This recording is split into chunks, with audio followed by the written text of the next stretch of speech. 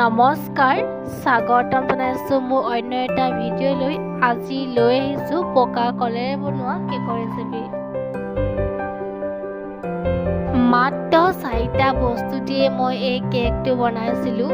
ইয়াত মই কণী বা ৰিফাইন অইল একো ব্যৱহাৰ কৰা নাই। ঘৰত থকা বস্তুকেইটা দিয়ে মই কেকটো বনালোঁ। খাই ভাল পালোঁ। এতিয়া মই আপোনালোকৰ মাজলৈ ভিডিঅ'টো আগবঢ়ালোঁ। মই লৈছোঁ কল 3টা, গাখীৰ আধা কাপ,